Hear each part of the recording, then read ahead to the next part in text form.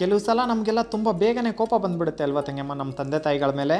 ಜಾಸ್ತಿ phone use ಮಾಡಬೇಡ ಅಂತ ಹೇಳಿದಾಗ, ಫೋನಲ್ಲಿ ಜಾಸ್ತಿ ಮಾತಾಡಬೇಡ ಅಂತ ಹೇಳಿದಾಗ, ಅಥವಾ ನಾವೆಲ್ಲೋ ಹೊರಗಡೆ ಹೊರಟಾಗ ಹೋಗಬೇಡ ಅಂತ ಹೇಳ್ತಾರಲ್ಲ, ಅವಾಗ ಸರ್ವೇ ಸಾಮಾನ್ಯವಾಗಿ ತುಂಬಾ ಕೋಪ ಬಂದುಬಿಡುತ್ತೆ ಅಲ್ವಾ.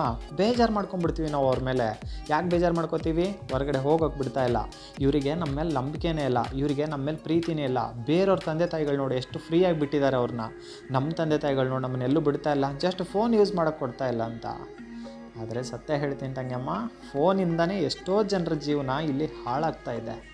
ಹೊರಗಿನ ಪ್ರಪಂಚ ಏನಂತ ನಮಗಿಂತ ಚೆನ್ನಾಗಿ ನಮ್ಮ ತಂದೆ ತಾಯಿಗಳಿಗೆ ಗೊತ್ತು. ನಮ್ಮ ತಂದೆ ತಾಯಿಗಳು ಮುಗ್ಧರು ತಂಗಮ್ಮ. ಒಳ್ಳೇದು ಯಾವುದು ಕೆಟ್ಟದ್ದು ಯಾವುದು ಅಷ್ಟೇ ಗೊತ್ತು ಅವ್ರಿಗೆ. ನಮಗೇನಾರಾದರೆ ತಟ್ಕೊಳ್ಳೋ ಶಕ್ತಿ ಅವ್ರಿಗಿಲ್ಲ. ಎಲ್ಲೋ ಹೋಗಿ ಏನೋ ಮಾಡ್ಕೊಂಬಿಟ್ರೆ ಅದನ್ನು ಸಹಿಸೋ ಶಕ್ತಿ ಕೂಡ ಅವರಿಗೆ ಇಲ್ಲ. ಅವ್ರಿಗೆ ಇರೋದು ಒಂದೇ ಒಂದು, ನಮ್ಮನ್ನು ಚೆನ್ನಾಗಿ ಕಾಪಾಡ್ಕೋಬೇಕು, ನಮ್ಮನ್ನು ಚೆನ್ನಾಗಿ ಓದಿಸ್ಬೇಕು, ಅಥವಾ ನಮ್ಮ ಜೀವನ ಚೆನ್ನಾಗಿರ್ಬೇಕಂತ ಅಷ್ಟೇ ಮಾತ್ರ ಅವ್ರು ಬಯಸ್ತಾರೆ ಹೊರತಾಗಿ ಬೇರೆ ಎಂಥದ್ದು ಕೂಡ ಅವರಿಗೆ ಗೊತ್ತಿಲ್ಲ ತಂಗಮ್ಮ. ಅದಕ್ಕಾಗಿ ಅವರು ನಮ್ಮ ಮೇಲಿರುವಂಥ ನಂಬಿಕೆ ಇಲ್ದಂಗೆ ಅವರು ಏನು ನಮ್ಗೆ ಫೋನ್ ಯೂಸ್ ಮಾಡಬೇಡ ಅಂತ ಬೈಯಲ್ಲ, ಅಥವಾ ನಂಬಿಕೆ ಇಲ್ಲದೇ ಅವರು ನಮಗೆ ಅಲ್ಲೋಗ್ಬೇಡ ಇಲ್ಲೋಗ್ಬೇಡ ಅಂತ ಹೇಳಲ್ಲ. ಹೊರಗಿನ ಪ್ರಪಂಚ ಏನು ನಡೀತಿದೆ, ಹೊರಗಿನ ಪ್ರಪಂಚದಲ್ಲಿ ಏನು ನಡೀತಿದೆ ಅಂತ ಎಲ್ಲವೂ ಕೂಡ ತಂದೆ ತಾಯಿಗಳಿಗೆ ಗೊತ್ತು. ಅದರಲ್ಲೂ ತಂಗಮ್ಮ, ನೀನು ನಂಬ್ತೀಯೋ ಬಿಡ್ತೀಯೋ ನನಗೆ ಗೊತ್ತಿಲ್ಲ, ಆದರೆ ಈಗಿನ ಕಾಲದಲ್ಲಿ ಏನಾಗಿದೆ ಅಂದರೆ ಹೆಣ್ಣೆತ್ತವರ ಕಷ್ಟ ಸೆರಗಲ್ಲಿ ಬೆಂಕಿನ ಇಟ್ಕೊಂಡಂಗಾಗಿದೆ ಆಯಿತಾ.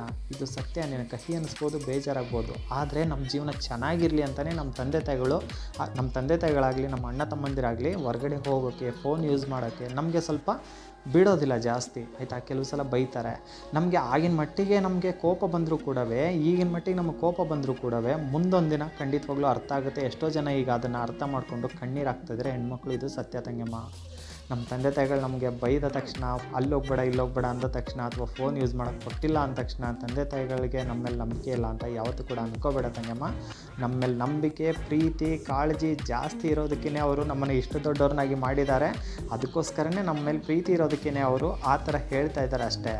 ಸಾಧ್ಯವಾದರೆ ಅವ್ರ ಕೋಪದ ಹಿಂದೆ ಇರುವಂಥ ಪ್ರೀತಿಯ ಮಾತುಗಳನ್ನ, ಪ್ರೀತಿಯನ್ನು, ಕಾಳಜಿಯನ್ನು ಅರ್ಥ ಮಾಡ್ಕೋತಂಗಮ್ಮ. ತಪ್ಪಾಗಿ ತಿಳ್ಕೊಂಡು ನಿನ್ನ ಜೀವನ ತಪ್ಪು ದಾರಿಯಲ್ಲಿ ನಡಿಬಾರ್ದು ಅನ್ನೋ ಉದ್ದೇಶ. ತಪ್ಪಾಗಿ ತಿಳ್ಕೊಂಡು ನಿನ್ನ ಜೀವನನ ಹಾಳು ಮಾಡ್ಕೋಬೇಡ, ಕೋಪಕ್ಕೆ ಬಲಿಯಾಗಬೇಡ, ನಿನ್ನ ಜೀವನನ ಹಾಳು ಮಾಡ್ಕೋಬೇಡ. ಈ 2 ಸಾಲುಗಳನ್ನ ಹೇಳಬೇಕಂತ ಅನ್ನಿಸ್ತು, ಹೇಳಿದೆ. ನಾನು ಹೇಳಿದ್ರಲ್ಲಿ ನಿನಗೇನಾರು ಬೇಜಾರಾಗಿದ್ದರೆ ಕ್ಷಮೆ ಇರಲಿ. ಆದರೆ ನನ್ನ ಉದ್ದೇಶ ಒಂದೇ ಒಂದಾಗಿತ್ತು, ನಿನ್ನ ಜೀವನ ಚೆನ್ನಾಗಿರಲಿ ಅಂತ. ನನ್ನ ತಂಗಿ ಅಲ್ವಾ ನೀನು, ನಿನ್ನ ಬಗ್ಗೆ ನಾನು ಕಾಳಜಿ ತೊಗೊಳ್ದೆ ಮತ್ತೆ ಯಾರು ತೊಗೋತಾರೆ ತಂಗಿಯಮ್ಮ? ನನ್ನ ಮುದ್ದು ತಂಗಿ ನೀನು. ಈ ಥರ ಹೇಳಿದ್ರೆ ನಿನಗೆ ಅರ್ಥ ಆಗುತ್ತಂತ ಅಂದ್ಕೊಂಡೆ, ಅದಕ್ಕೋಸ್ಕರ ಹೇಳಿದೆ. ತಪ್ಪಿದರೆ ಸಾರಿ ಆಯಿತಾ. ಆದರೆ ನಿನ್ನ ಜೀವನ ಚೆನ್ನಾಗಿರಬೇಕು, ನೀನು ಯಾವಾಗಲೂ ನಗ್ನಾಗ್ತಾ ಇರಬೇಕು ಅನ್ನೋದು ನನ್ನ ಆಸೆ. ಸೊ ನೀನು ನಗ್ನಾಗ್ತಾ ಇರು, ತಂದೆ ತಾಯಿಗಳನ್ನೂ ಕೂಡ ನಗಿಸ್ತಾ ಇರು ತಂಗಿಯಮ್ಮ. ನಿನ್ನಿಂದ ಎಲ್ಲವೂ ಕೂಡ ಸಾಧ್ಯ. ಒಳ್ಳೇದಾಗುತ್ತೆ ನಿನಗೆ, ಒಳ್ಳೇದಾಗಲಿಕ್ಕೋತಿ. Love you.